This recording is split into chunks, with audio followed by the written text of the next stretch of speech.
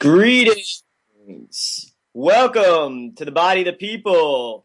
This is the Militia Intelligence Report, and I am a man called Chris Dorsey. You're listening to the Renegade Broadcasting Network. Renegade Broadcasting, I should say. RenegadeBroadcasting.com.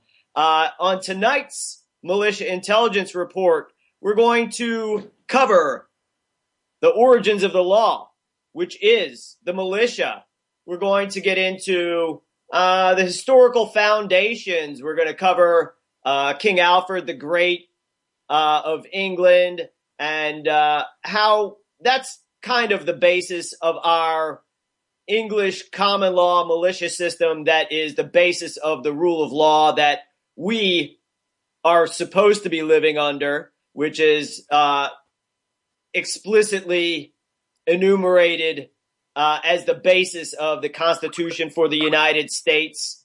We're going to talk, of course, about what in particular the founders and colonists of America, the colonists, the colonial militia, how it operated, and how the framers of the Articles of Confederation, the Virginia Constitution, which set the basis through Article 1, Section 13 of Virginia Constitution for all other militia clauses in other state constitutions, and for that matter, the Second Amendment to the Constitution for the United States. We're going to cover all that stuff, how the founders felt about the right to bear arms, how many, including Jefferson, said that removing arms from the people is the easiest and most effectual way to enslave the people and the public.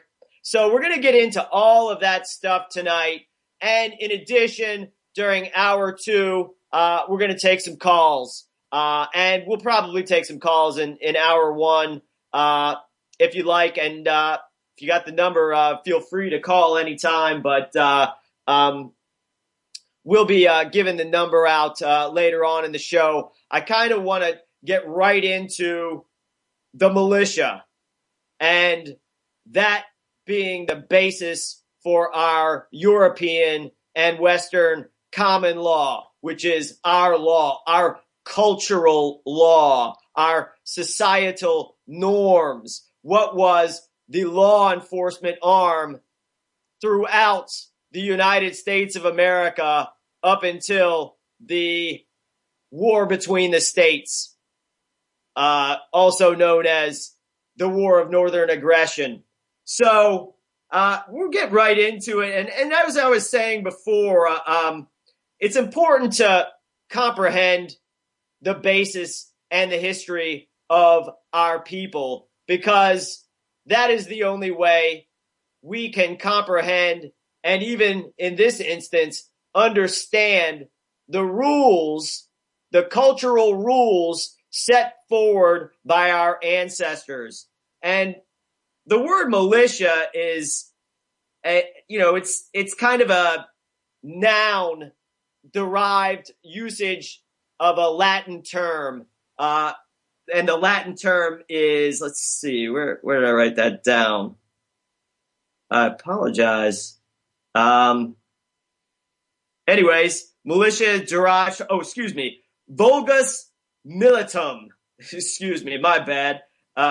Anyways, so basically the word militia, it derives from the Latin word militia. And of course, the founders were well versed in the origins of classical Roman culture and Latin. So they also comprehended when they used the word militia, it harkened back to the days of its origin in English common law through Alfred the Great. When Alfred the Great used the militia, he called up in southern England to defeat the Danes, also known as the Vikings, and kind of beat them back to a royal palace of King Alfred's. That was Chippenham, and then he sued the Vikings and Danes, or the Vikings also being the Danes, sued for peace after that point. But that is the basis of our militia system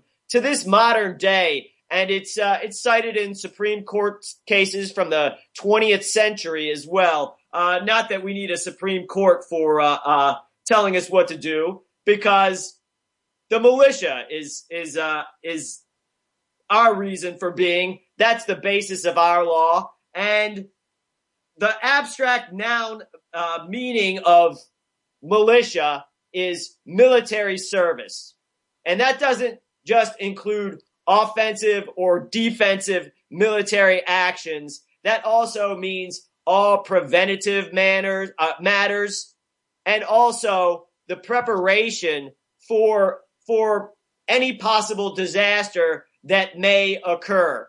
And that's very important, because the government, as we know, as anyone listening to this show and following the work of the Virginia militia knows, the government is behind creating most of the disasters that occur in the world today. And that could be a mass shooting in San Bernardino, California. It could be a live television shooting in Roanoke, Virginia. It could be an earthquake in central Italy near an outlet for the CERN operations in Switzerland. But we know these things. So we also know that the Defense Department of the United States has countless numbers of deadly weapons that are what we would consider non-conventional. All the deadly weapons of war, mind control machines, weather warfare machines, weather warfare plans and operations, deep underground military bases, weaponized space. All of these things, they must be in the hands of the militia, which is, if you follow the author of Article 1, Section 13 of Virginia Constitution, which is George Mason, he says this: I ask, sir, what is the militia? It is the whole people, except a few public officials. And that's in the ratification of the Virginia Convention. So that's what you need to know. It's every able-bodied man. That's what basically Alfred the Great operated under, every able-bodied man. And this was the only hope. There were invaders, and there was a natural order, the Anglo-Saxon laws, the Anglo-Saxons' last stand in England, in the south of England, when Alfred the Great had to escape, narrowly escape, from Chippenham, his palace, where he was there for Christmas, to celebrate Christmas. Hey, the Danes didn't care about that. They came right at him, right into the new year. And in 878, and he was barely able to escape. And then basically the remnants of his army fought a guerrilla war, and they could barely hold on until he was able to call up the militia. And when Alfred the Great called up the militia, that's when they started beating back their enemy, because the militia is the law of the land. The militia is the people married to their land and defending it as their duty, not some sort of volunteer thing that we offer to undocumented aliens in our country, not something that folks are forced into because they got nothing else to do and nowhere else to go, and they want money. And it's not for the psychopaths that and the dregs of society that normally end up as in our volunteer military. Our military is not really European anymore. Look at who's in our military. Look at how big it's becoming. Look at how it's becoming kind of just an industry. It's a military industry. And this is what we have. We don't even have a government military anymore. We have a private, global, Jewish, banker-dominated military. And one of its key arrows in the quiver is the United States military, which, according to Leon Panetta, who was then Department of Defense head of the Pentagon, he stated before a Senate subcommittee hearing that the United States military, it does not take its marching orders from the Congress.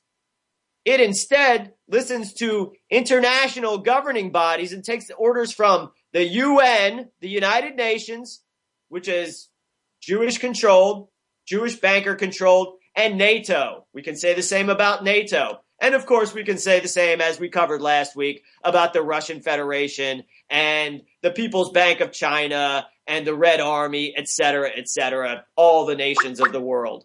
So I'm going to take a caller right now. I'm going to add him to the call. 931. 931.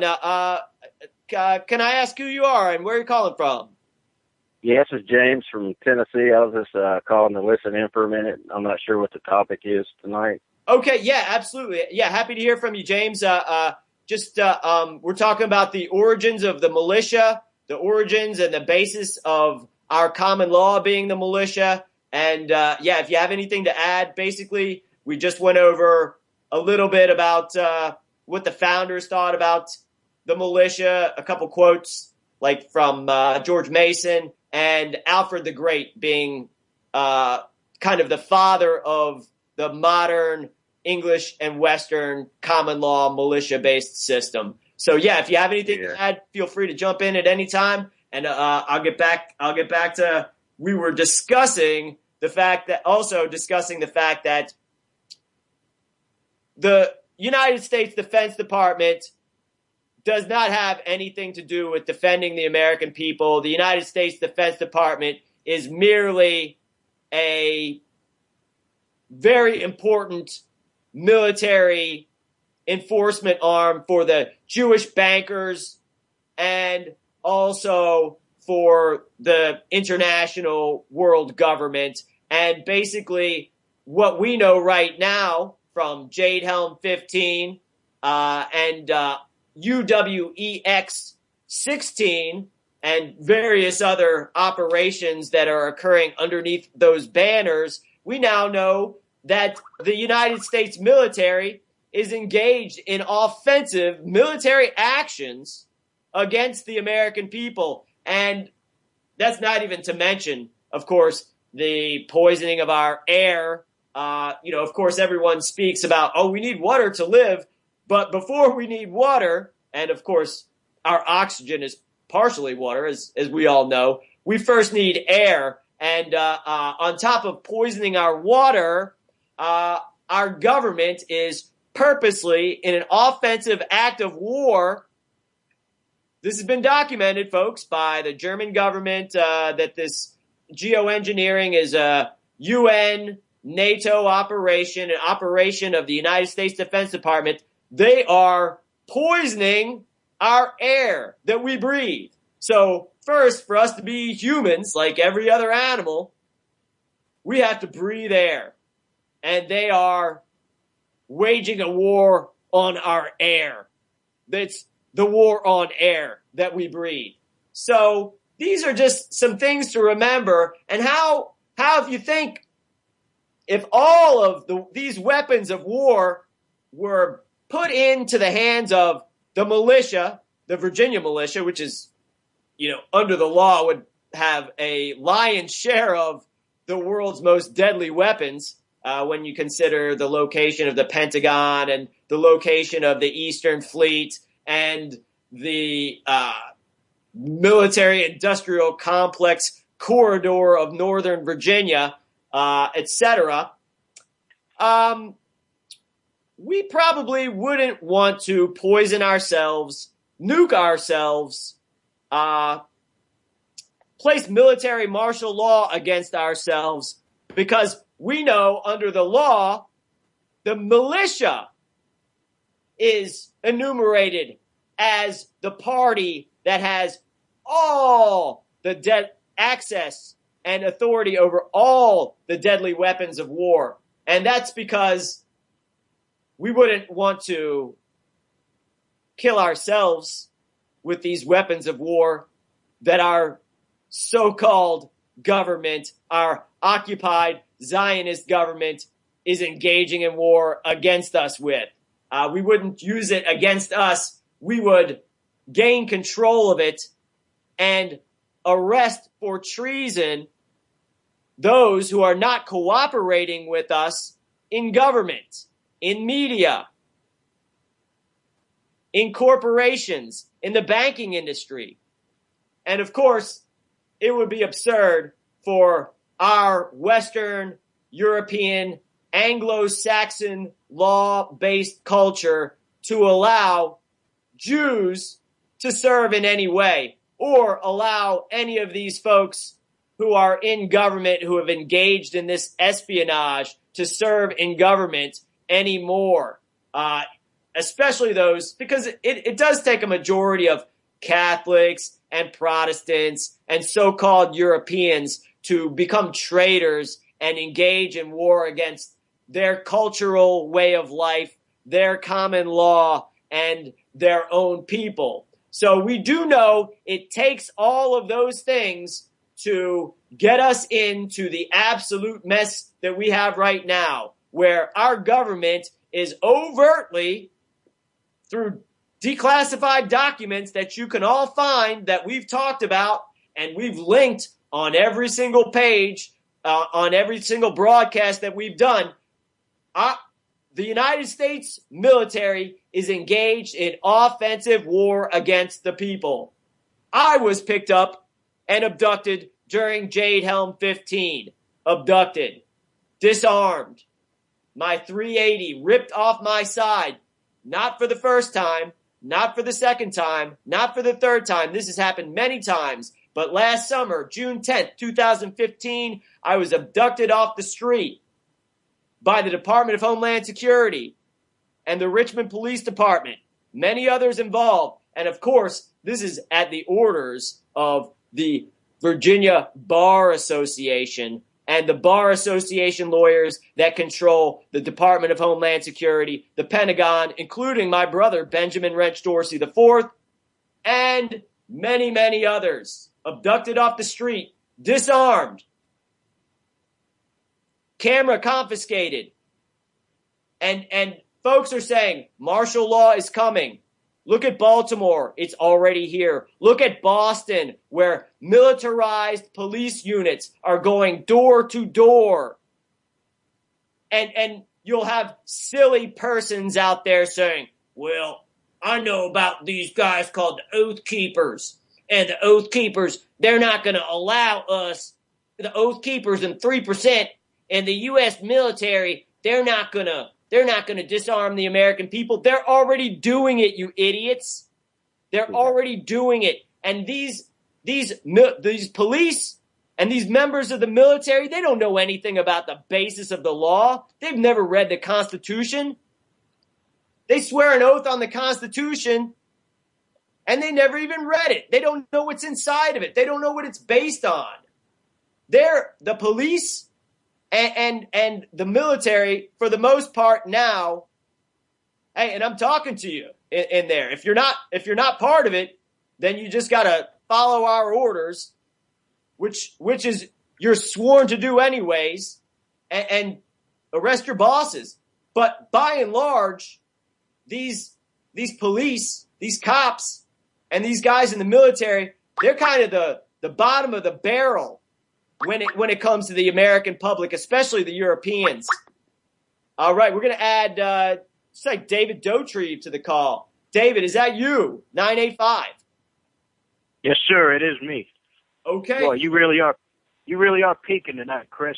And as I've said before, this isn't just a radio show we're engaged in right now.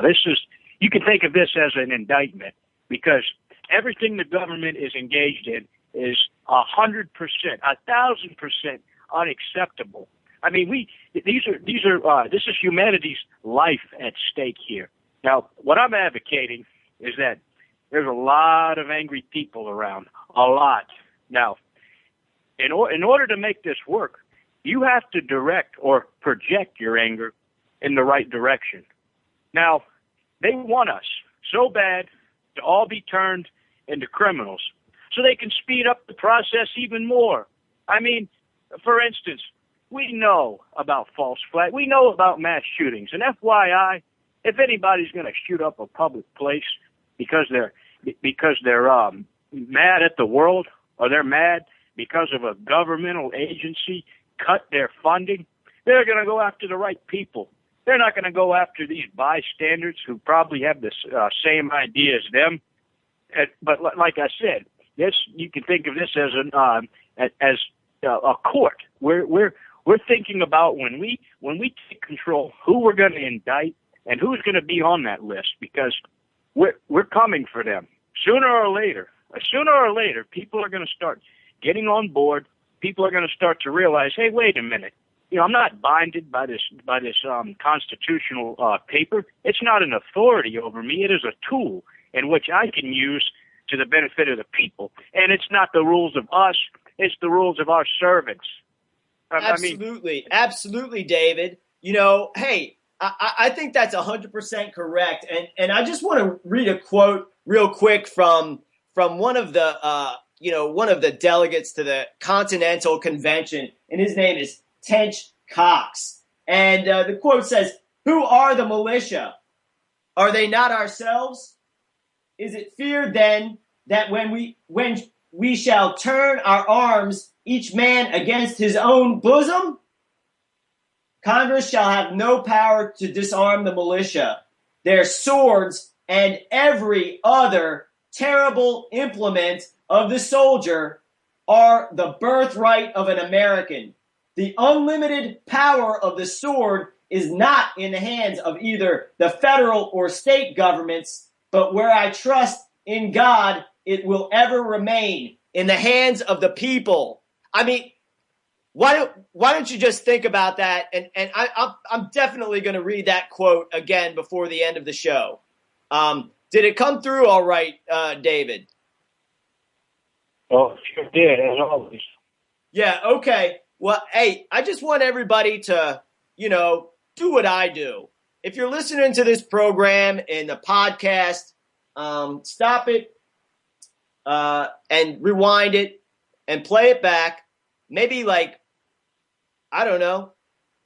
roll a joint and smoke a little bit of it, and then meditate on those words for a few minutes. And then everything will start making sense to you at that point.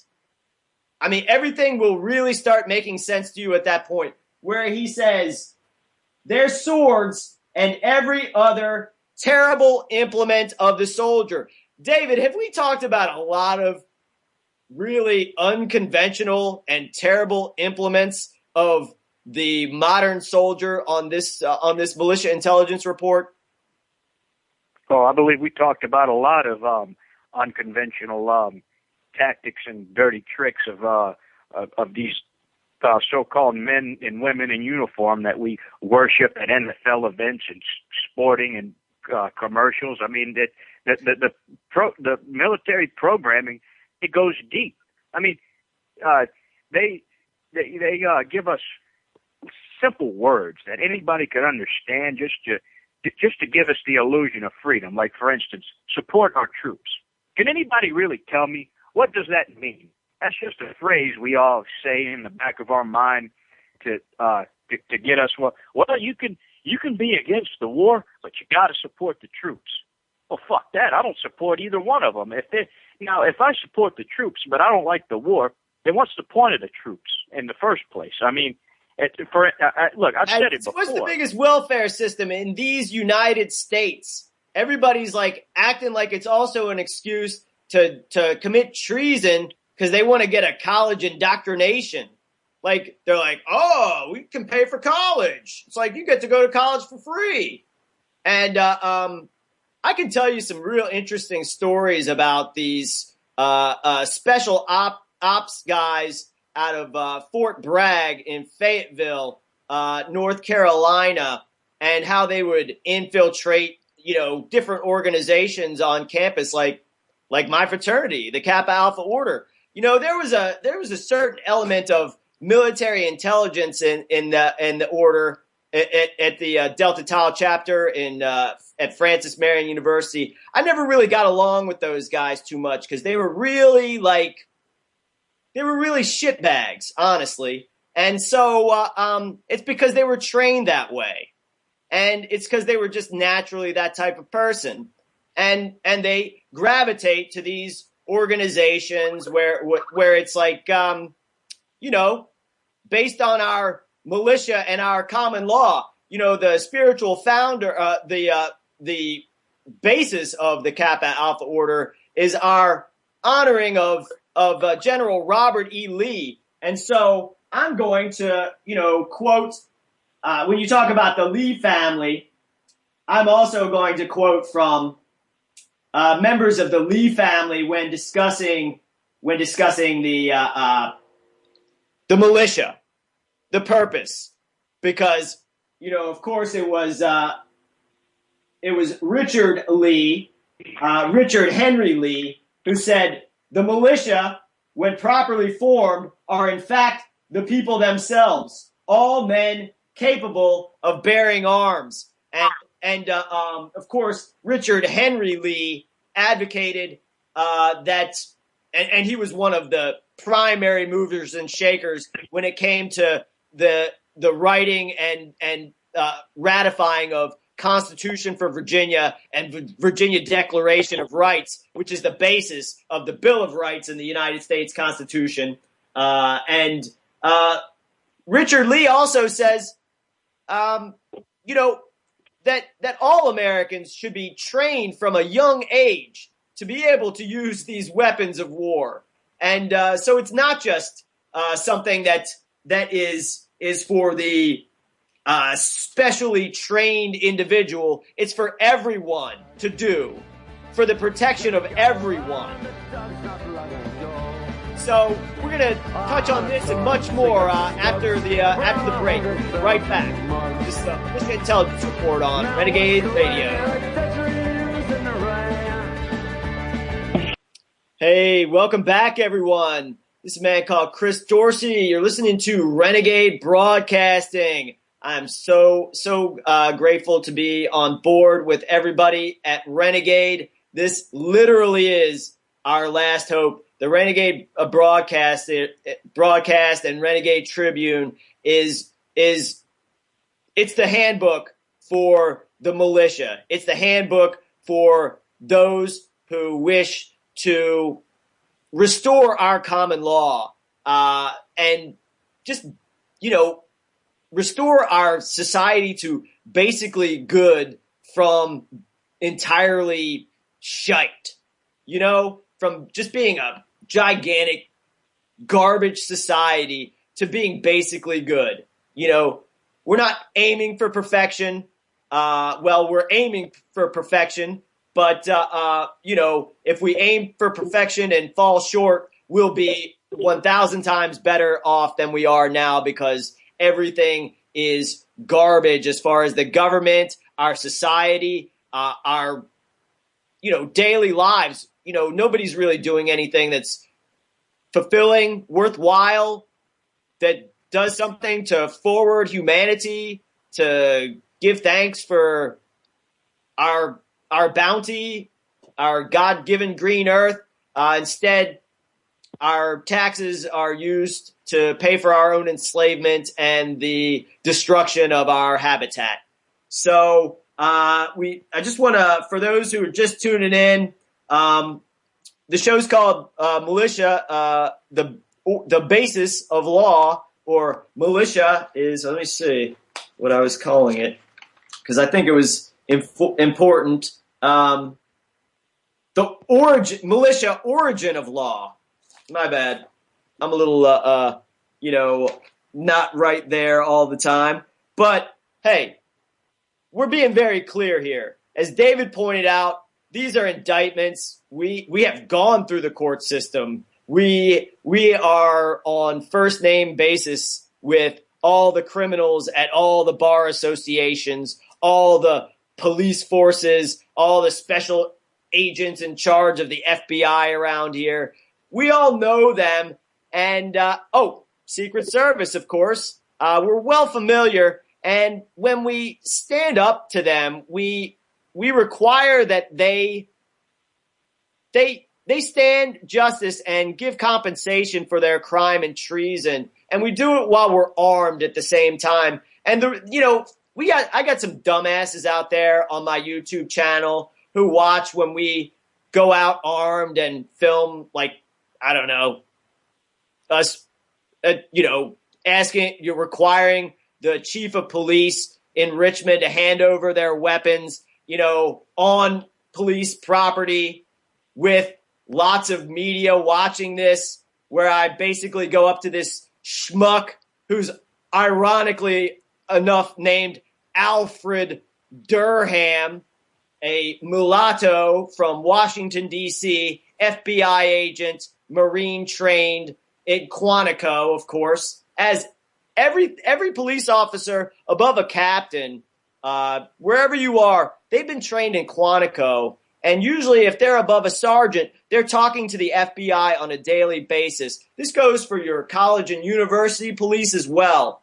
And of course, when you talk about the FBI, you talk about staging events, staging false flags, setting up patsies, dumbass idiots in Miami, who were a black gang of Haitians who wanted matching karate outfits.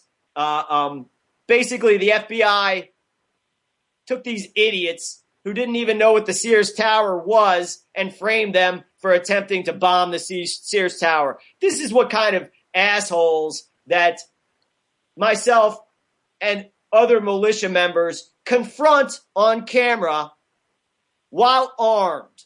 That's really all we can do at this time. David was talking about indictments. We've taken out lawful arrest warrants on judges, lawyers. We've attempted to arrest them ourselves while armed.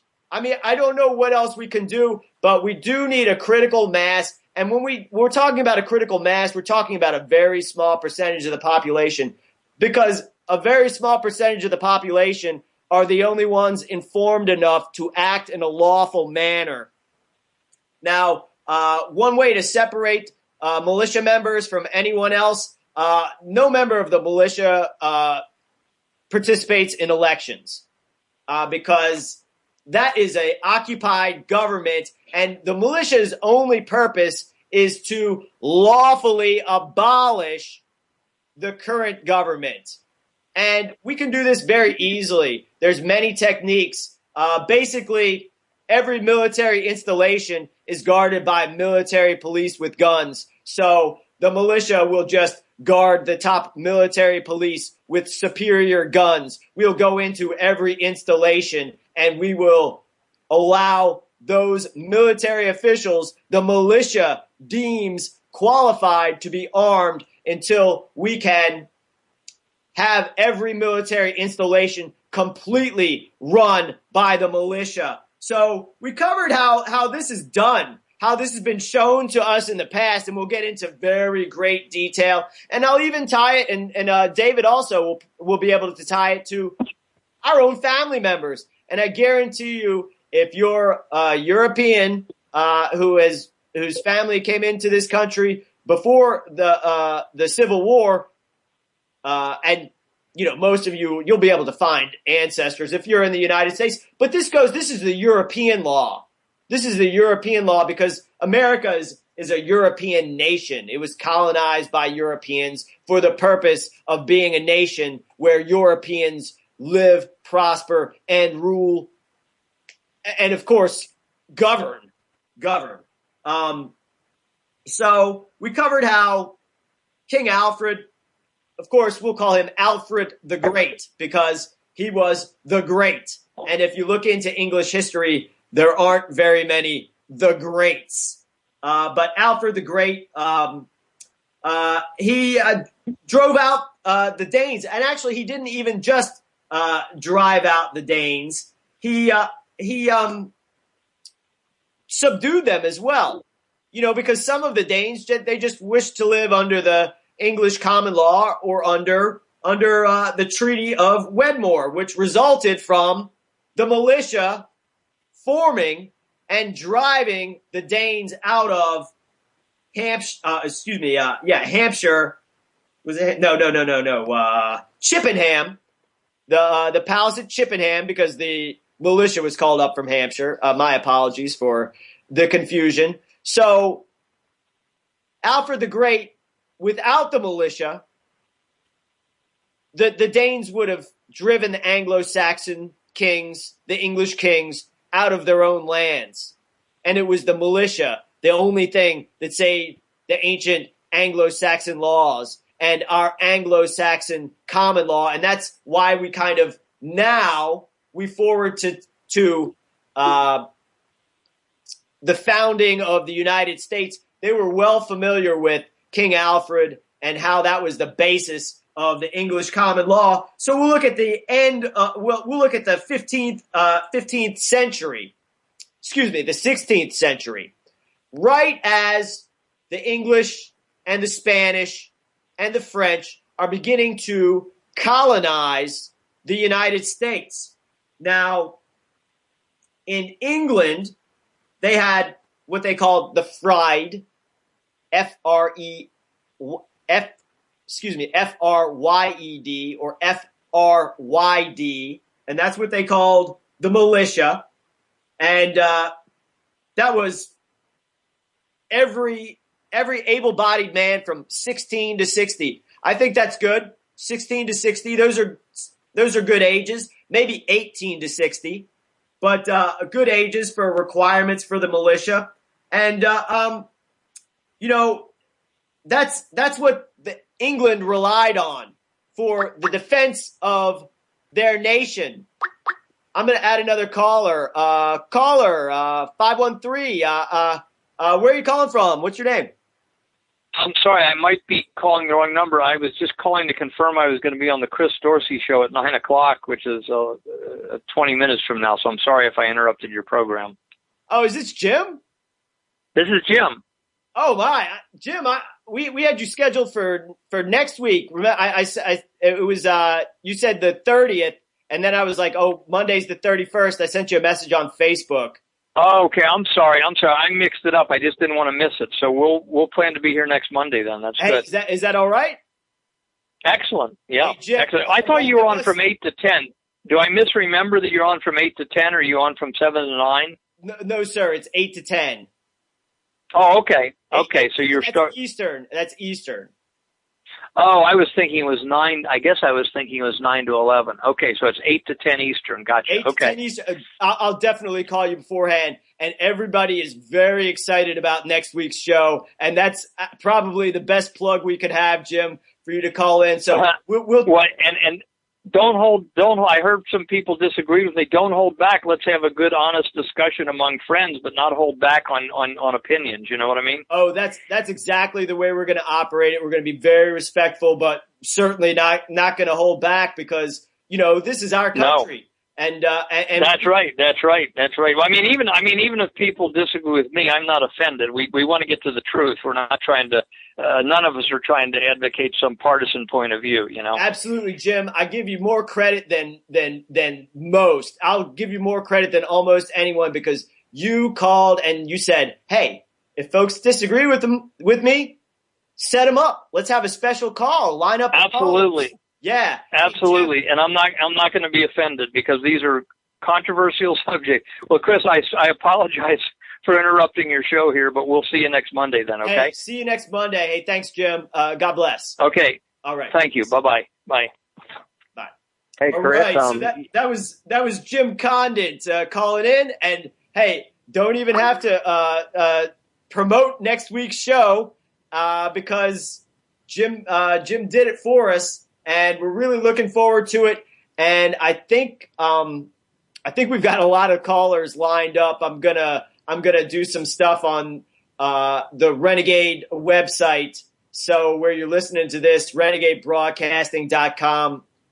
Just look in my comments section. And of course, I think I don't want to speak too soon, but I think that Nick Spiro is probably going to call in, and it should be great. And we'll take other callers as well to reserve spots. So we'll do nothing pretty much but take calls after maybe the first 20 or 30 minutes of the show, and we'll make it real special for you next week. Of course, you know about Jim Condit with his controversial work, The Final Solution to Adolf Hitler, and of course, what's going to be very important next week, and we'll cover it in the second hour of tonight's show, the rigged elections.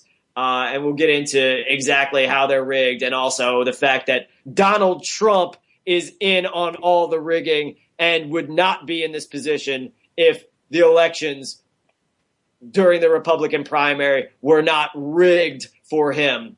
So anyway, getting back to what we were talking about, the militia being the basis for the law in Spain, France, and England during the 16th century, while these nations began to colonize what they were calling the New World, which on the Solar Storm, on Kyle Hunt's show, The Solar Storm last night, if you haven't listened to it, check out last night's Solar Storm, where they kind of debunked the myth that the first Europeans came with Christopher Columbus. But we'll talk about the 16th century when Western European powers began to colonize what they referred to as the New World,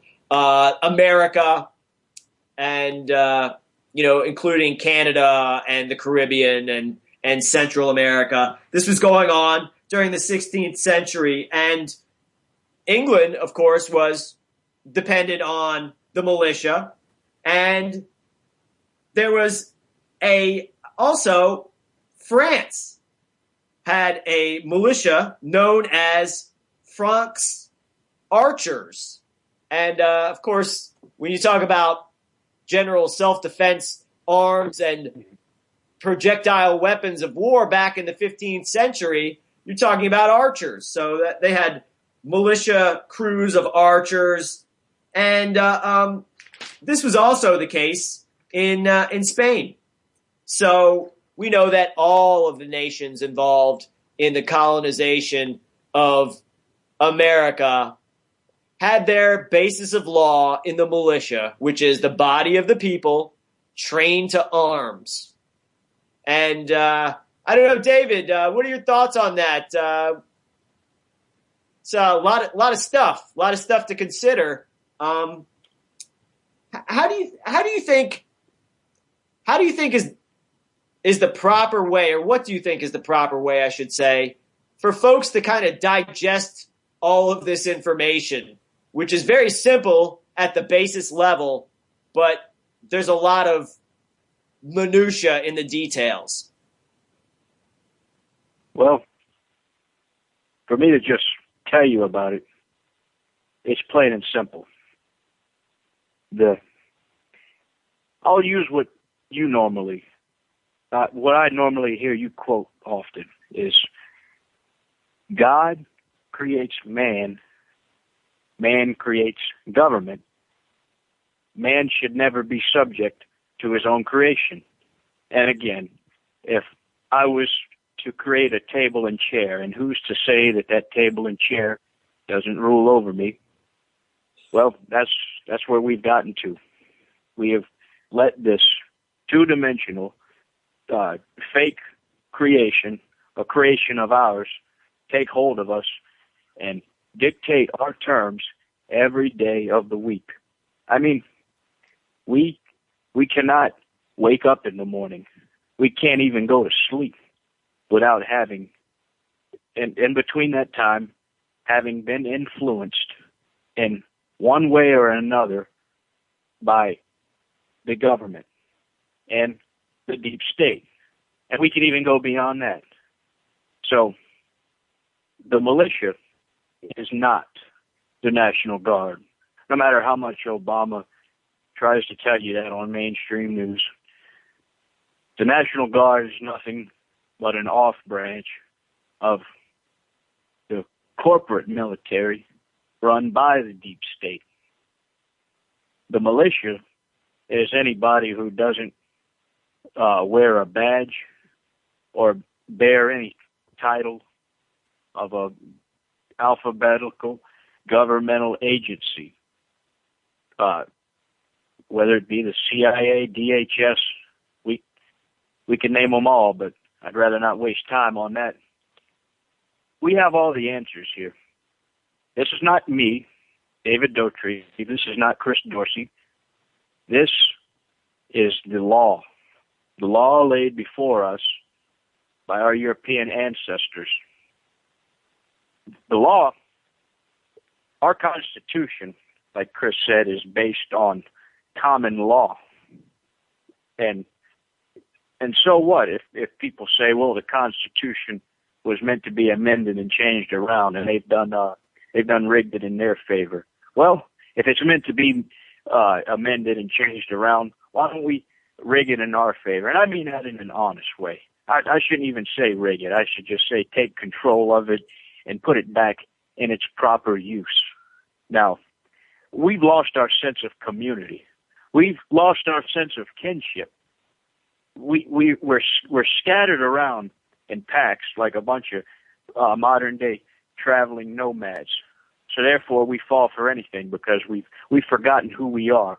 You know, we're always chasing that light, that you know, I don't want to sound like John Lash, but the organic light.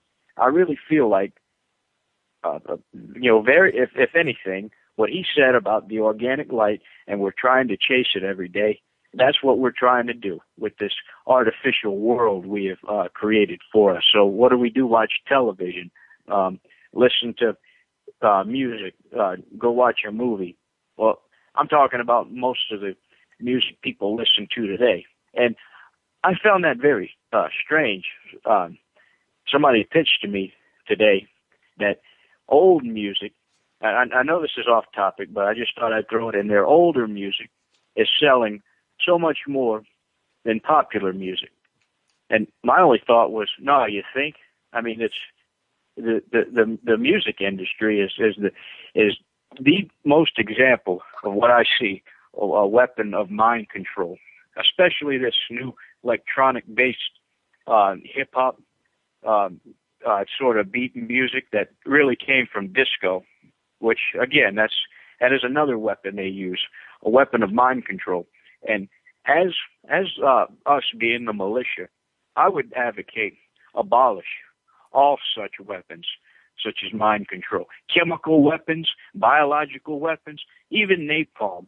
I mean, there would be no need for that. We would not need to be, we would not need any reason I can think of to use such weapons. So basically, yes. David, in your last thought, you're basically saying that the government ought to be banned from overtly, intentionally mass poisoning the population.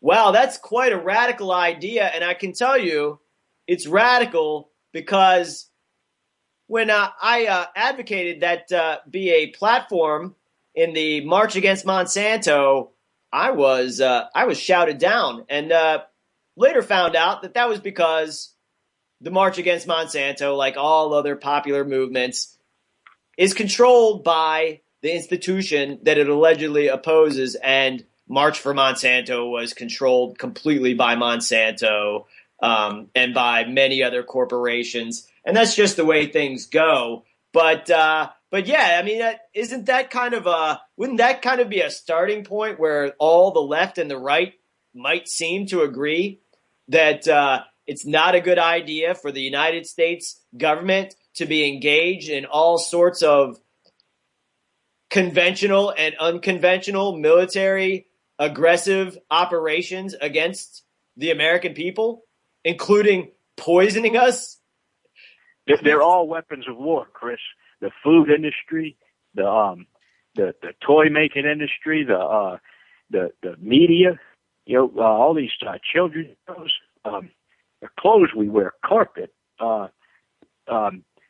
Good God, I could name all these. David, you talked about that's all weapons. Right. Go ahead, Chris. Yeah, you talked about the music industry and the media and military operations, and this was covered a lot by David McGowan. It's been covered by Nick on his shows. It's been covered by Kyle on his shows. It's been about how the music industry and folks like Jim Morrison were plants controlled by this military operation that was headquartered in Laurel Canyon, right outside of Los Angeles, California. And as folks know, there's been a lot of unusual activity going on there. This connects, of course, to the Beach Boys and Charles Manson, but one of the most interesting things I found about, and I knew in the past before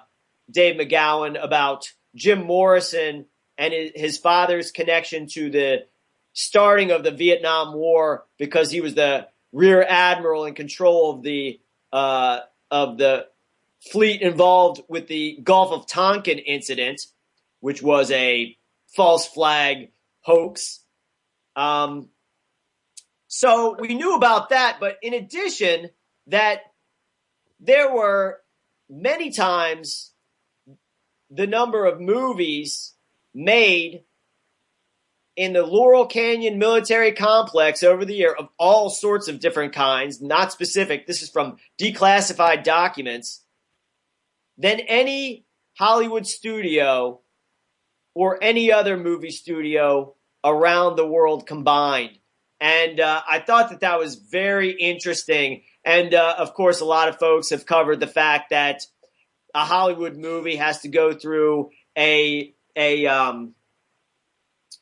Defense Department filter.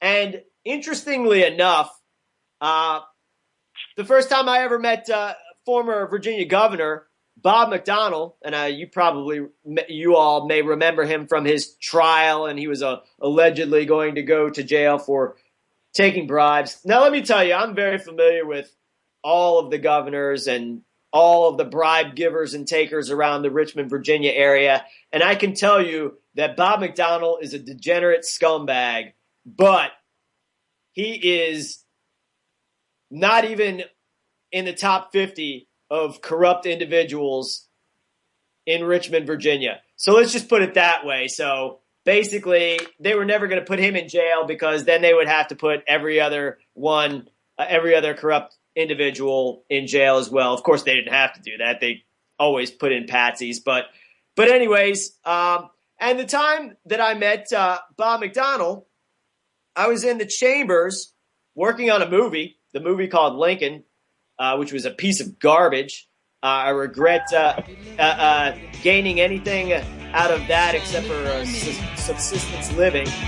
Anyway, I'll come how I met Chris Dodd.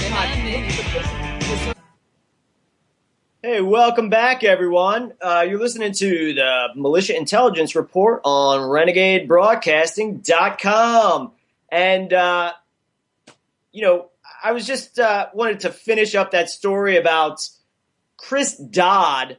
I was describing before the break how I was working on the movie Lincoln and ended up in the General Assembly chambers with about 6 or 7 folks, including then Governor Bob McDonnell and Chris Dodd, who was the former head of the Senate Banking Committee, and at that point was head, and I think he still currently is, head of the Motion Picture Association of America.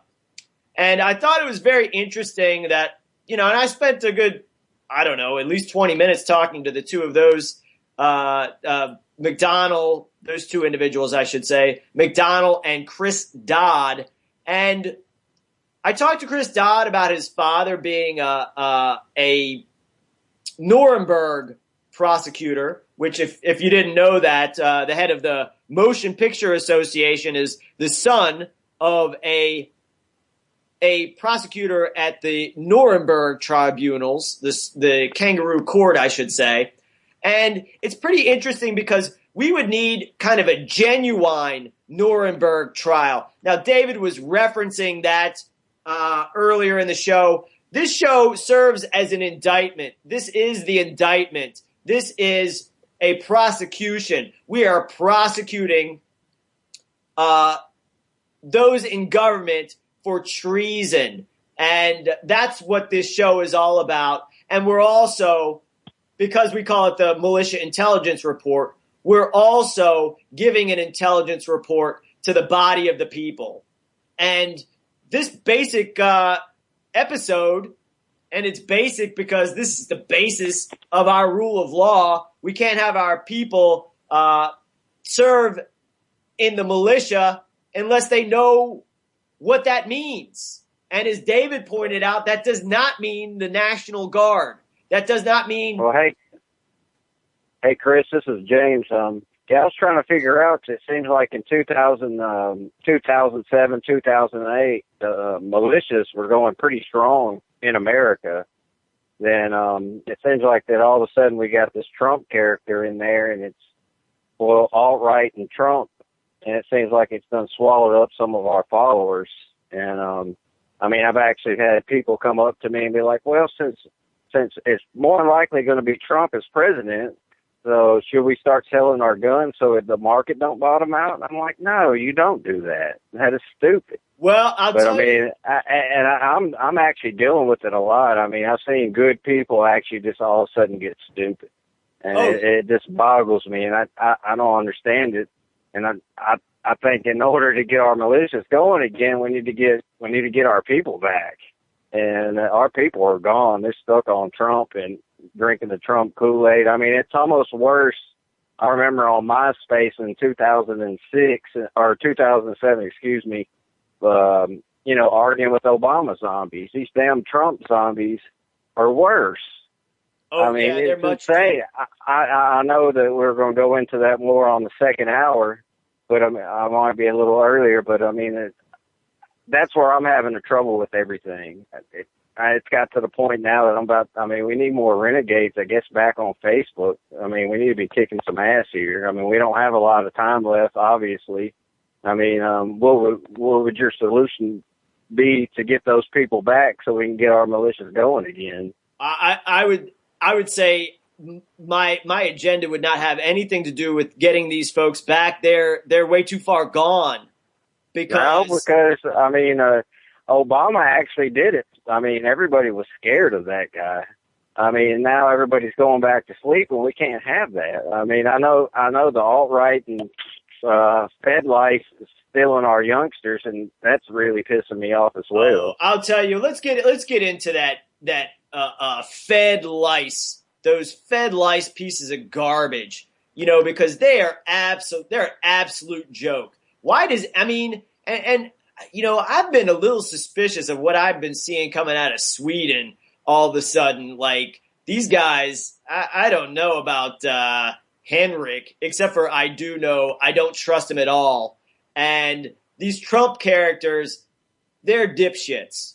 They're idiots. I don't want them on our side, Yeah, but that's the thing. We need those people. I mean, these are a lot of our spiritual, a lot of our religious, renegade, they obviously, in Norse mythology, really heavy into that.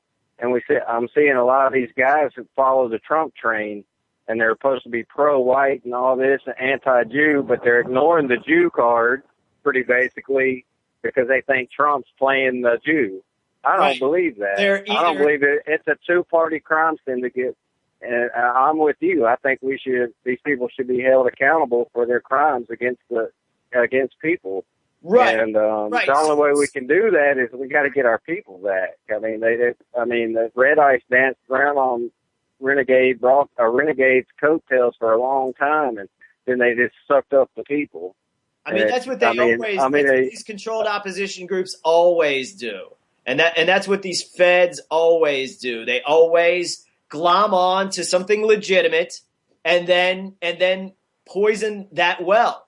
And that's what they're doing. And what we're saying is, man, if you're following along with Donald Trump at this point, I mean, it's an absolute joke. Hey, I'm going to give out the call-in number, and I'm going to get back to James.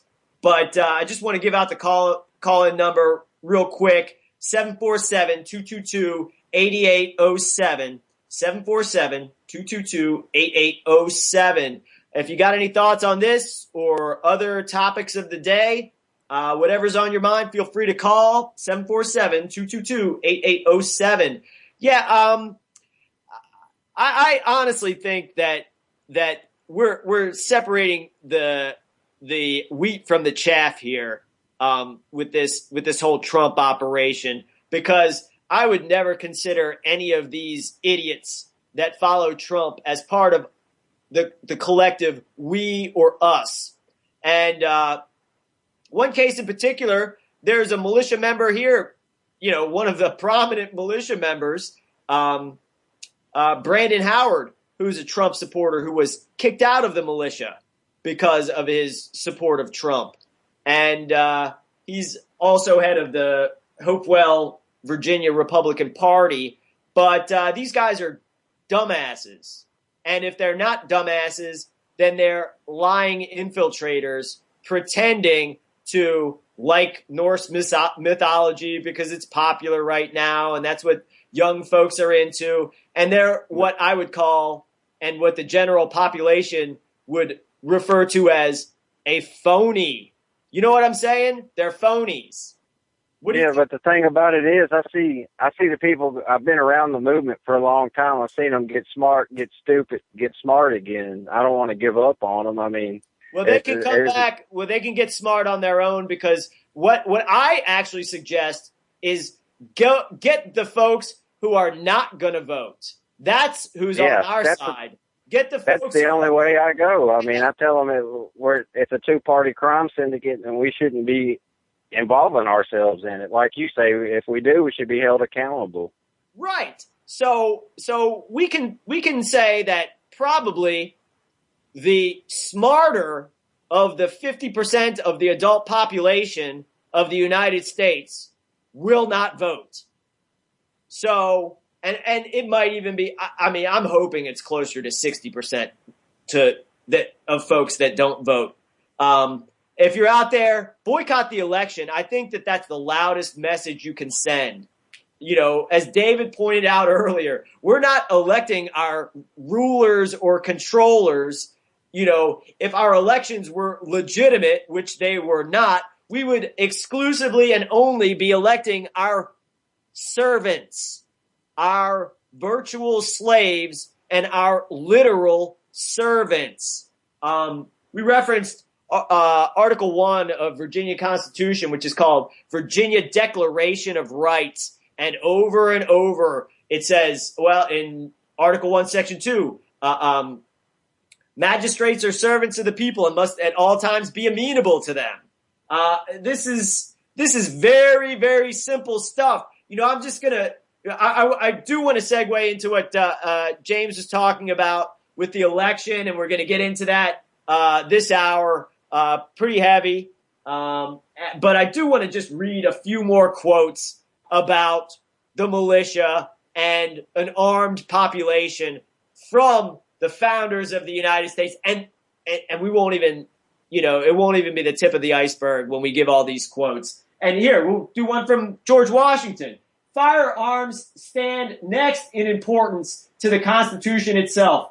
They are the American people's liberty teeth and keystone under independence.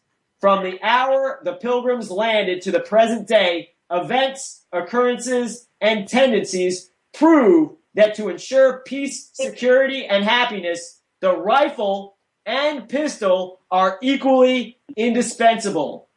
The very atmosphere of firearms anywhere restrains evil interference. They deserve a place of honor with all that is good. Amen. Amen to that. Here's another from Thomas Paine. The supposed quietude of a good man allures the ruffian, while on the other hand, arms, like laws, discourage and keep the invader and plunderer in awe, and preserve order in the world as property. The same balance would be preserved where all the world, destitute of arms, for all would be alike. But since some will not, others dare not lay them aside. Horrid mischief would ensure were the law-abiding deprived the use of them. And that's, again, Thomas Paine. So here's one from Patrick Henry. The great object is that every man be armed, and everyone who is able may have a gun. That's Patrick Henry. So, it's very clear, what the basis of our law, and this is all just logic anyways. This is all just logical. And it's laid out in Article 1, Section 8 of Constitution for the United States, where it says even if you like the idea of a federalized government, which is, far from what many of us like, it lays it out there. It lays out and says, okay, Congress is the closest representative, the closest servants of the people to the body of the people. So they have, first, control of the ability to print, coin, and set the value of money. And then, of course, wow, you got money. How are you going to enforce that? The Congress sets the rules by which all military is enforced. And what do? They ban any military expenditure of money for more than a 2-year period, and they ban standing armies in time of peace, which is also banned through Article 1, Section 13 of Virginia Constitution. And, it's just basic stuff. That's just basic, Constitutional Law 101, Western Common Law 101, English Common Law 101. It's the basis of everything that we do. And I'm going to read right now from Virginia Declaration of Rights, Article 1, Section 13, that a well-regulated militia composed of the body of the people trained to arms is the proper, natural, and safe defense of a free state, that standing armies in time of peace should be avoided as dangerous to liberty, and that in all cases the military, that would be the Defense Department, should be in strict subordination and governed by the civil power. That is the militia. Very clear. Very clear. That is the basis of Amendment 2. That is the basis of the Second Amendment that you hear the Jew puppets, Donald Trump and Hillary Shitten, a.k.a.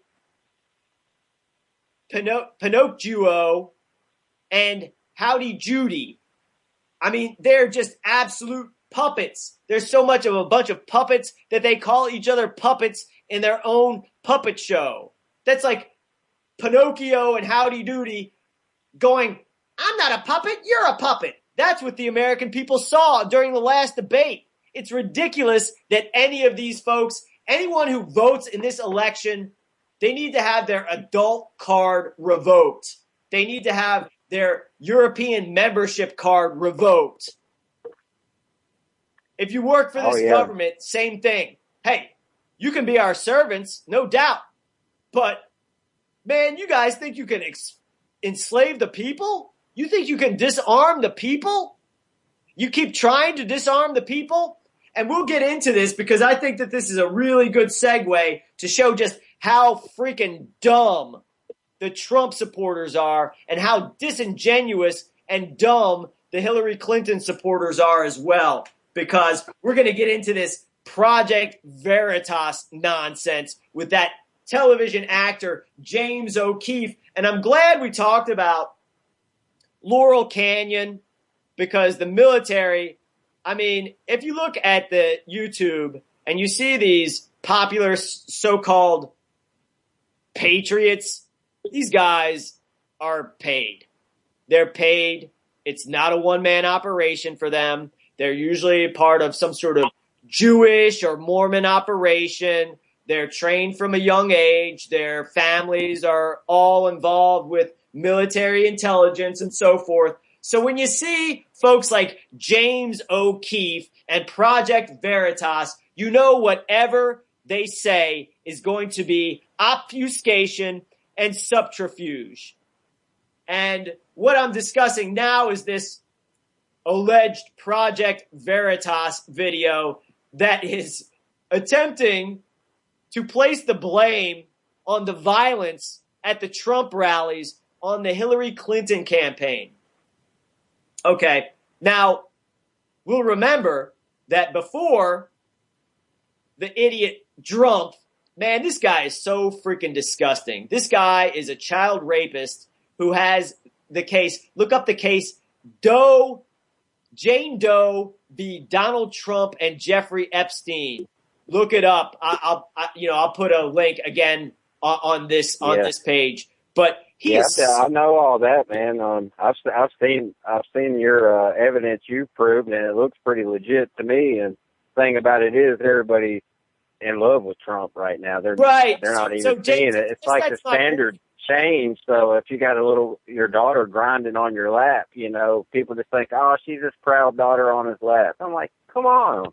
It doesn't look. It looks fishy to me. I mean, even if you're on the Jewish Howard Stern show, you got to be pretty dirty. I mean, dude's best friend was Roy Cohn. I mean, that dude is the most disgusting piece of garbage I've ever even heard of. I mean, Roy, absolutely. I mean, just look how he died. So it's a poison well operation when these known feds and you and I, James, I presume we both know through fairly firsthand experience that this guy, Henrik, is definitely an obvious Fed. I'm calling him. Oh, yeah, I met the guy personally. What I'm going to start doing. I met the guy personally, and all he was talking about, well, at least they think I'm airing my show in Sweden, but I'm really in America. I'm like, bullshit. They already know you're in America, dumbass.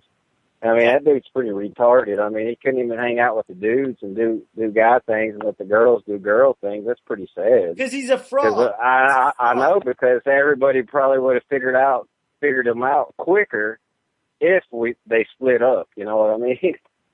Oh, yeah. But, if you're they hid from us the whole time. Yeah, if you're working on an operation with a partner, you're not going to separate from them. They stole one of my best friend's hard drives. You're going to do Go ahead. I'm sorry. Sorry.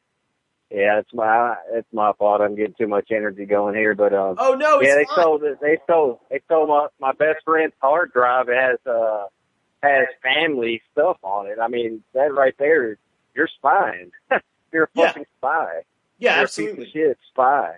Right. And Sinead's right. The chick's eyes are really close. When they got the eyes that are really close, not much space. Yeah, that's a giveaway. There was some Bolshevik, excuse me, well, I didn't say it, but Jewish operation going on. Oh, yeah, absolutely. No doubt about it. Clearly, Fed lice, documented to have infiltrated or attempted to infiltrate Renegade and steal property and steal documents, hard drives. Hey, they're not just erasing your emails. They're stealing all of your documents. They want to get inside your head so they can better pretend to be like you, so they can fool others like you. That's what's going on. That's the agenda. And if folks are falling for this Donald Trump nonsense, like James just pointed out, man, there's video of Donald Trump getting a lap dance from his daughter. That's disgusting. But hey, folks will go into a bar and pay, from what I hear, money for something like that. So, Donald gets it for free from his daughter, which is absolutely disgusting. But clearly, it's the same thing as going into a strip club. So going into a strip club, although I don't necessarily advocate one do that. Nobody can ever be ashamed of going into a strip club by a Donald Trump voter. You can't shame someone for going to a strip club if you're a Donald Trump voter, because you're voting for one who's getting a lap dance from his own pubescent daughter. And there's pictures that millions of folks have seen, so it's not like this is some sort of secret that we're keeping. It's not, this is another thing that some other folks will do. They'll take the work that I've done pointing all this stuff out. I'll get maybe 15 to 20,000 views on my YouTube channel. Somebody will basically just copy my work, and then all of a sudden they make lots of money on YouTube, and 1 million people will watch. Basically, that's their exactly what happened to Renegade. They did the exact same to Renegade. They infiltrated and stole our people. Oh, yeah. We need to get them back. Well, sure. It pisses me off because I put in a lot of work just working alternative media, and now I'm having it just crushed. Hey, I'll tell you one thing I've learned. I'll tell you one thing I've learned being a part of certain organizations. Like, when somebody says that they don't want to be around or shows that they don't want to be around any longer, we say, adios, arrivederci, and don't let the door hit your ass on the way out. We don't sit around. They'll be back. All of our time. They'll be back.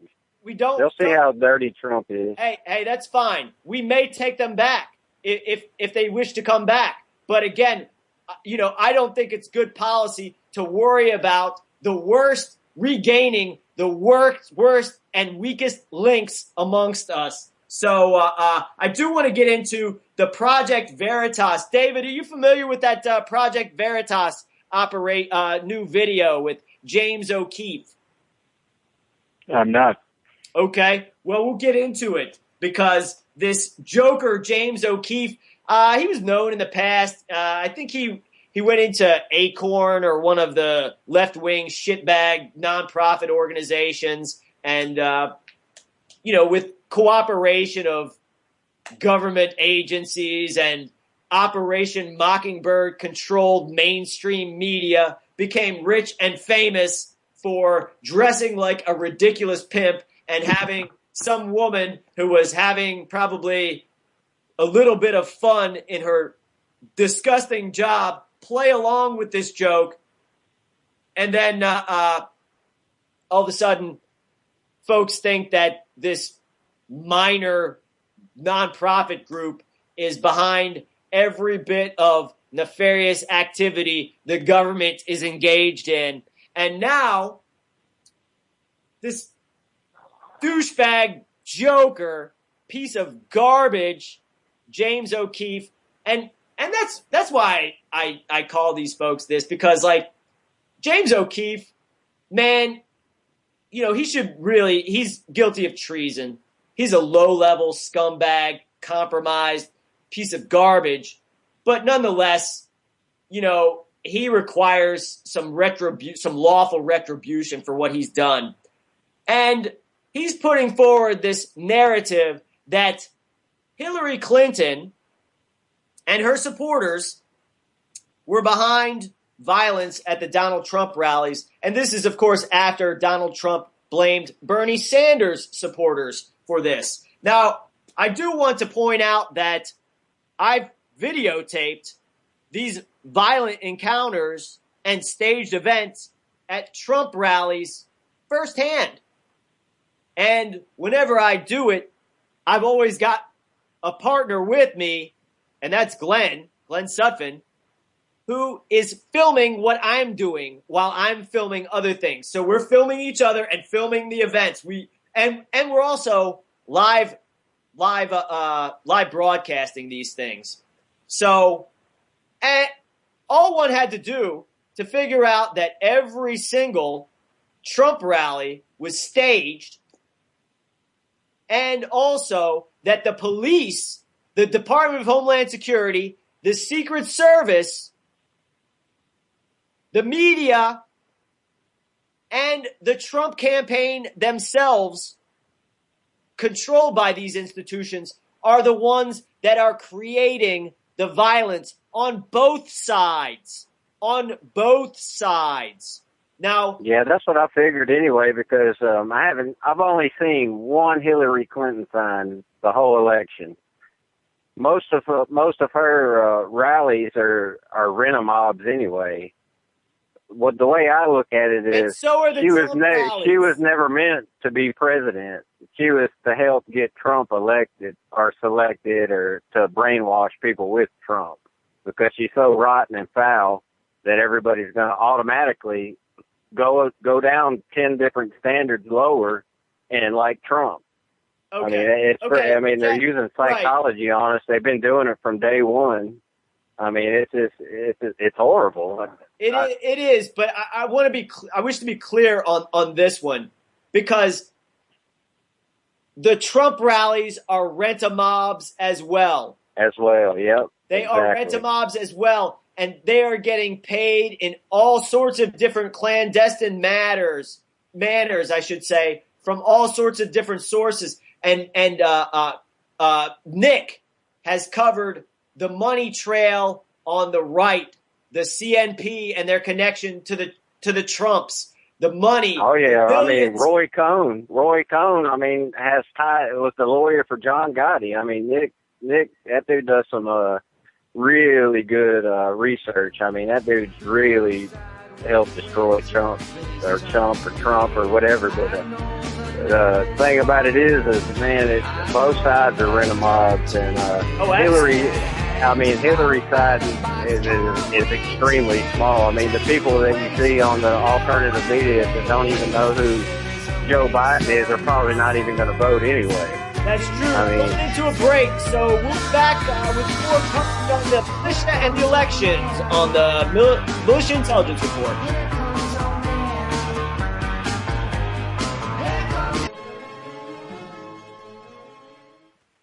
Hey, welcome back, everyone. You're listening to the Militia Intelligence Report. This is the last half hour of tonight's show. We're here every Monday. Next Monday, as you may have heard, Jim Condit Jr. will be our guest, and we're going to line up callers to call in, and hopefully we'll get even a couple hosts from Renegade calling in.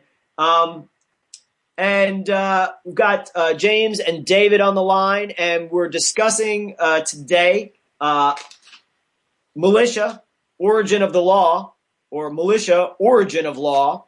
And, we'll just throw in another real quick quote from one of the big-time founding fathers of the United States, Thomas Jefferson, and he stated his opinion about guns thusly: those who hammer their guns into plowshares will plow for those who do not.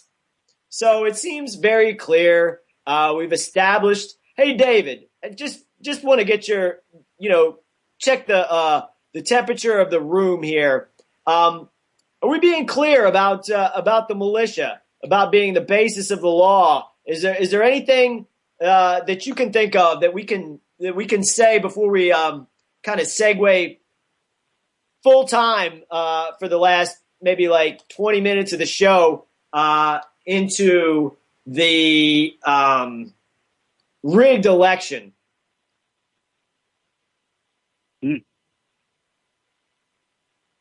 No, I can't really think of anything as far as the militia.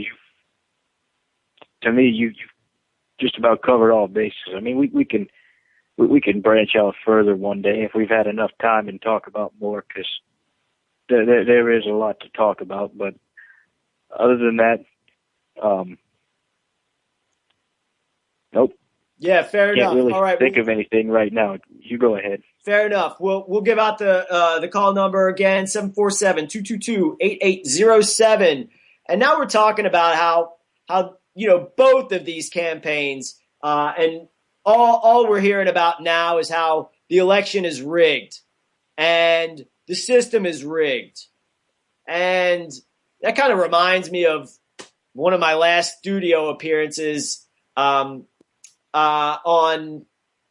Press TV. When I film for Press TV, I'm filming at the Virginia State Capitol in the basement of the General Assembly building, and there's a PBS studio there. So most of what you see when folks are on CNN or MSNBC, if they happen to be in Richmond, you'll see the Federal Reserve Bank of Richmond as the main building in the background, but it's in that same studio in the basement of the General Assembly building. Lot of background with that, but I was debating the editor of the Independent UK, and of course I was saying how the election is rigged and the economy is 100% rigged by those who carried out the false flag attacks of 9/11, the owners of the Bank for International Settlements, the Zionist-occupied government, of course. And I said over and over again, the entire system's rigged. And then I started hearing... Go ahead. Well, I was wanting to point out one thing, and it might be something everybody that's listening to this show may want to listen a little. I don't know. You might just want to listen, but why would Trump actually call out, the evildoers that are running everything? Everybody's like, Trump's not a shield because he's calling out the evil people right now. We need to actually address this one thing here. But he's not. And He's not. He's not. It's part of the show. Right. But right. the people don't see that. Right. And right. I was actually wanting to talk about the type of psychology they were using. That way, I didn't know if you had any insight on why they would have Trump call out the bad guy, and everybody wants to run to him. So, if we have Trump listeners tonight, this might actually... Hold on a second, James. I guess basically where I was going with that was to point out that Donald Trump is a billionaire talking about a rigged system. Donald Trump has won every single election that not every election, but he won a overwhelming majority of the primary. He has talked about on television, the media, which he says is his downfall. He's talked more on the media, positive and negative, than any other candidate I've ever seen for any other office in the history of my lifetime. So my point being is that, of course, the system is rigged, and of course, Donald Trump is involved and benefiting from the rigging, and if folks can't figure that out, they probably wouldn't be able to figure out the quote I just stated from Thomas Jefferson, which says, "Those who hammer their guns into plowshares will plow for those who do not." And reference back to when you said folks you're talking to are talking about selling their guns because they think that Donald Trump is going to be elected. Now, first of all, I disagree. I think that Hillary Clinton will be elected. And also, it's such a nonsensical statement. These individuals ought to give their guns away to somebody who deserves them, because they do not deserve them. Quit wasting space and let somebody else use the space. Now we're getting into how we counter our enemies, even these idiots, and we completely disregard the idiots. We brush them aside. Before the last debate, I was talking to everybody. It's like, man, this is all rigged. And I got a bunch of friends locally. It's like, yeah, all the elections are rigged and this and that. The next thing you know, Donald Trump talks about that. So that means that he's the savior. I'm like, holy shit. Man, that just went right over your head. I'm having hard trouble now. James, hold on a second. I just want to make something very clear. And, this is years of going through this stuff where you find these absolute dipshit idiots that will waste your time, that it's not even worth it. They should be disregarded. Tell them, hey, don't sell your gun. Don't gain anything out of it. Give it away to somebody with with some sort of intestinal fortitude, because you don't even deserve to be an American. Get out of our country. That's what I say to these folks. That's what I say to Donald Trump supporters. Hey, we got another caller. 305. Where are you calling from? What's your name? Yeah, this is Arabs are in Hollywood from Twitter. Chris, Ralph, how you doing, man? Oh, doing well. How about yourself? I'm doing pretty good. This fascinating show. We don't really hear that much about the militia nowadays. That was happening more toward the early 90s, and now hopefully we could get these Ludus going. Like John says, I think that's a good idea. But I actually have something pretty interesting concerning predictive programming I was just thinking about. I watched these videos on YouTube by a gentleman by the name of Zachary K. Hubbard. He talks about gematria. Oh, yeah. Very familiar with Zach. He's fascinating stuff, man. Great. I know he's on Truth Frequency radio with Chris Gio. I know Kyle and Chris Gio don't agree on some philosophical things, but I do tune into his show. But one fascinating thing with predictive programming that I'm seeing that he made me think about was the World Series. I think there's something to that, and I'll tell you why. Because you have the Cleveland Indians as the AL team. Yeah. And where was the Republican convention this year? In Cleveland. Yeah, who won now the you NBA have the Finals? Chicago Cubs. You have the Chicago Cubs, and where are they from? Illinois, Obama. And the color schemes of each of the teams are very similar to the color schemes we see in the election cycle. The Indians, their road jerseys are dark blue. They have red lettering, not white lettering like the Indians do, but the colors are similar. And Hillary's colors are very similar to the Chicago Cubs. But that's not the main point I'm making. There's a pitcher on the Cleveland Indians by the name of Trevor Bauer that had injured his finger in Game 3. Yeah. And the reason I find that interesting is because normally when you bleed in the occult, that's meant to be some sort of a sacrifice. So when you bleed in the occult as a sacrifice, that means you're giving of your blood so you can gain something. And Trevor Bauer's name in gematria equals 55. You know what that also equals? The Chicago Cubs. They also equal 55 in a form of gematria. So I found that interesting. So maybe that's predicting that the Indians win the World Series and Trump wins the election. I still think Clinton is going to, but I just wanted to bring in that occultic aspect in there and to see what everybody could kind of think about that. And I just thought it was an interesting bit of information. And maybe it doesn't mean anything, but another person that bled. Real quickly, I'll get off the line once I make this last point. I just go ahead. Sorry. Hear your point. Yeah. Another person that bled 12 years ago to break a curse was Curt Schilling. He bled in Game 6 of the ALCS. And, and it's funny, Curt Schilling said he was going to run for U.S. Senate in 2018. So I find that to be a bit strange, all these coincidences. So I'm just going to listen to you speak and just put myself on mute, and thank you very much. Okay, yeah, absolutely. I think you're definitely onto something. I really like Zach Hubbard's work. I do a little bit of dabbling in the sports and predictive programming analysis myself because I used to be a sports fan, and now I've dedicated my brain power to additional, much more important subjects. We know that the NFL, Major League Baseball, NHL, NCAA, the Barclays Premier League, Liga A, the Bundesliga, we know they're all rigged. We know all these professional sports teams are rigged. I like to get into that stuff. There was a reference there to pitching and a blood sacrifice in the American League Division Series this year with a pitcher with the last name Bauer, which interestingly enough is the original last name of the Rothschild family, Bauer or Bauerberg, but well known as Amschel Bauer. And also, so that's very interesting.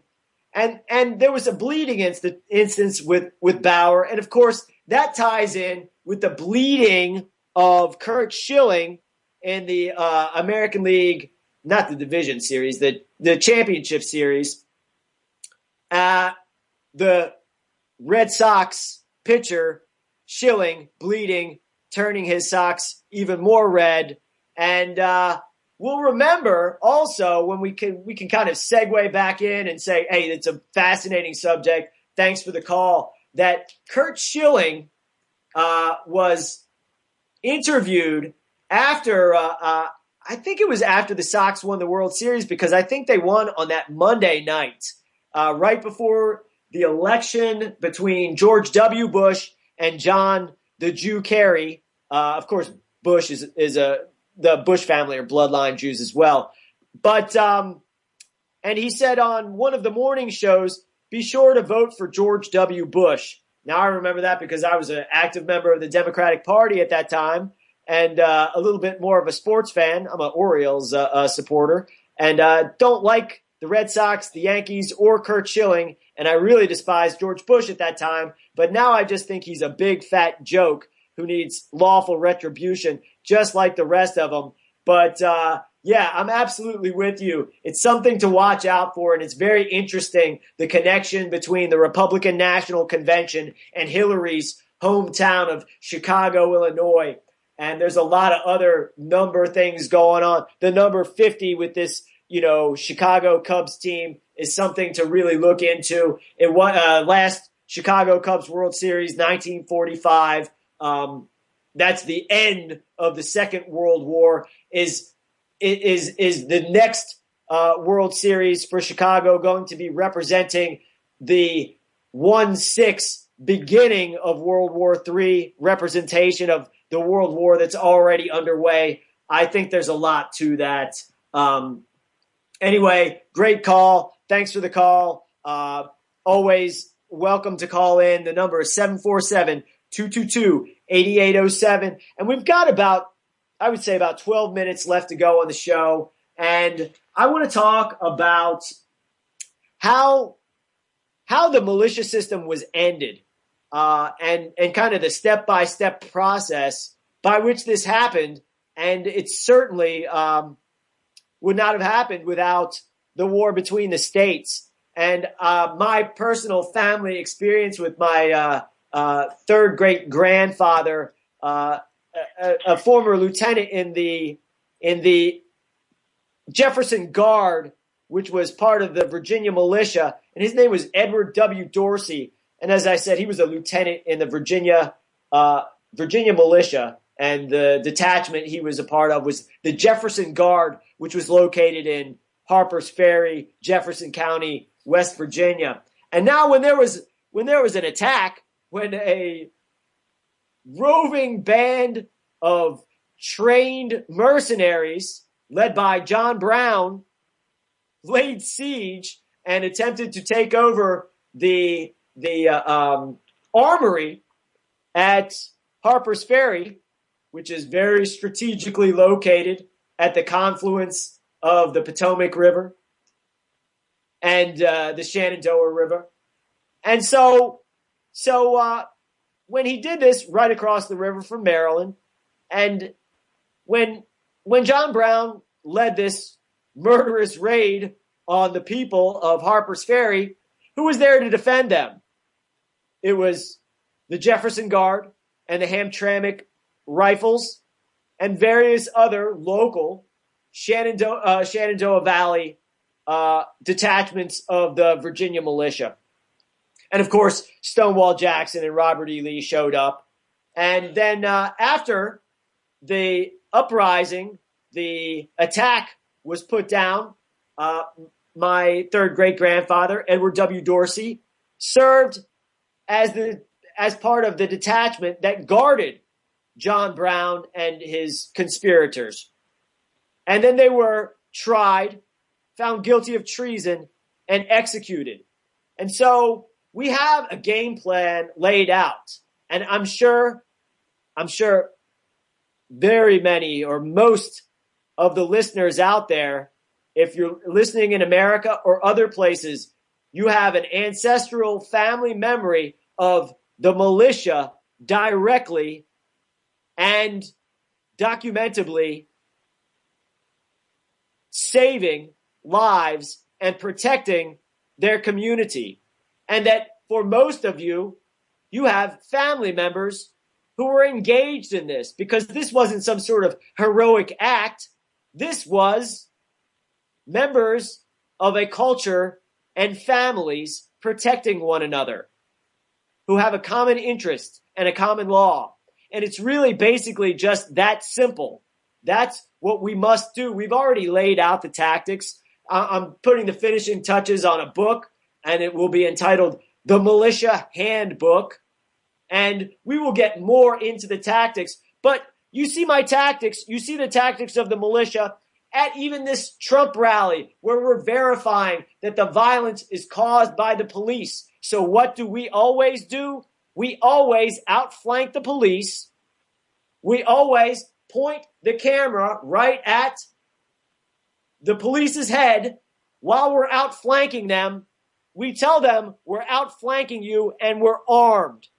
We're with the militia, and now we're moving on. We've already outflanked you. So the militia, the only mission and the only strategy of the militia being the body of the people that can never be divorced from this land where I stand right now in Richmond, Virginia, or anywhere else in the eastern United States or in Europe, is our land. We cannot be divorced from it, and we shall always outflank you with superior firepower. That is the only strategy that will work, and talking about any other strategy will not work. We only need a very small percentage of the population to get this done. We don't need a bunch of idiots. We don't need a bunch of Trump retreads to come back.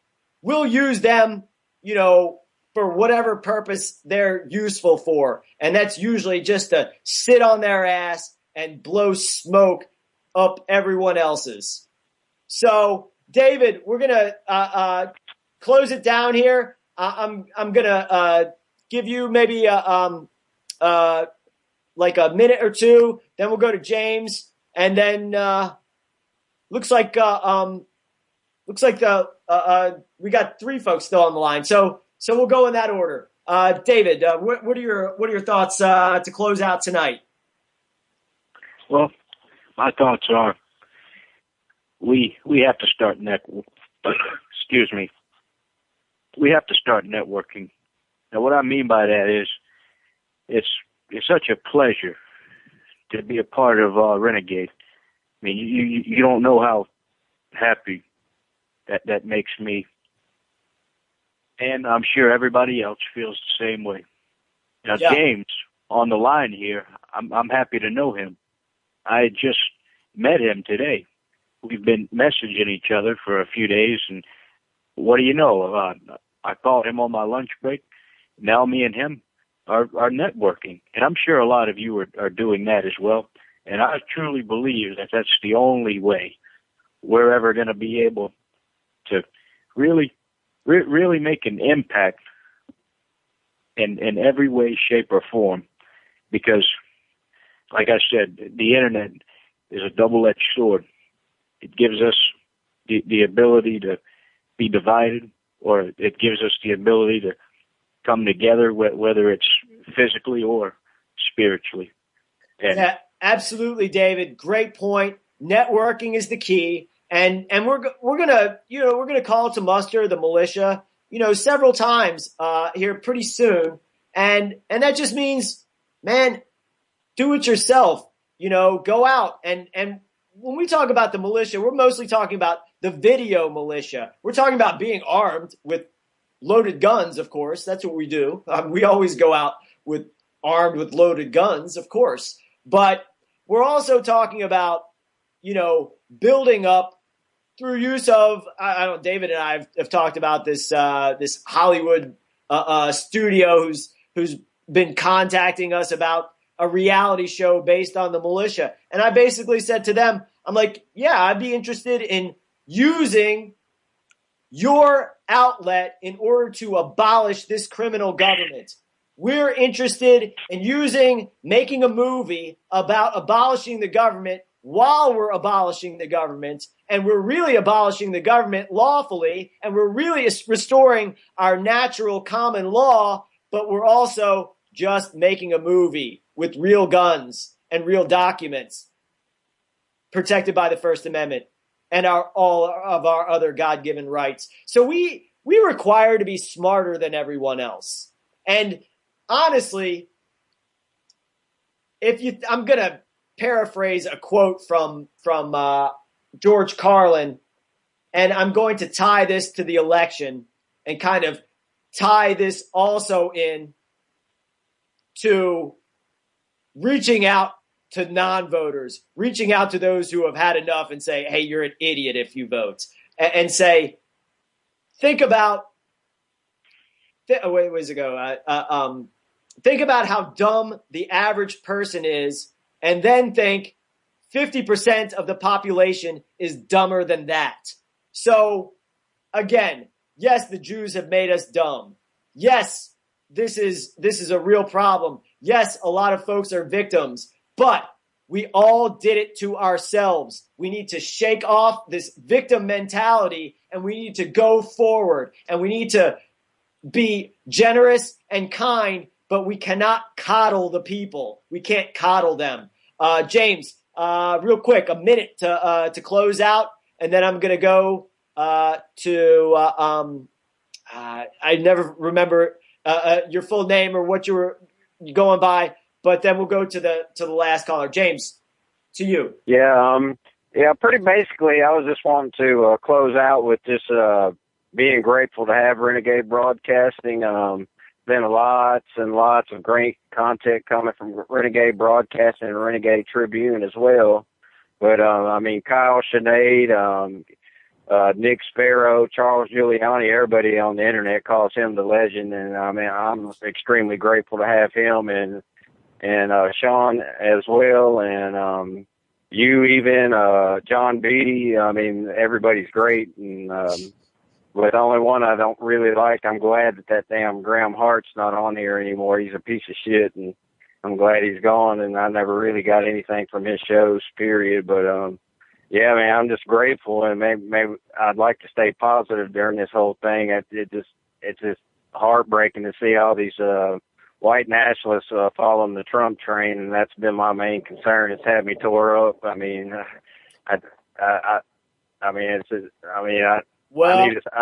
a person that always needs to live in the solution. I can't stand living in the problem. That's what we're working on. That's what we're working on, and definitely appreciate the call. And we'll say we won't even call them white nationalists anymore. We'll call them Jews. Dumb nationalists. We'll call them Jews. We'll call them Jew servants. So anyone who supports Trump, you can no longer call yourself a European nationalist or a white nationalist. You're just white trash. You are white trash and Jewish slave. Yeah, absolutely. Amen. And God bless, and thanks for the call. Great to meet you, James. And I'm sure we'll talk in the future. Yeah. Okay. And we're going to close out. Final words. 9-1.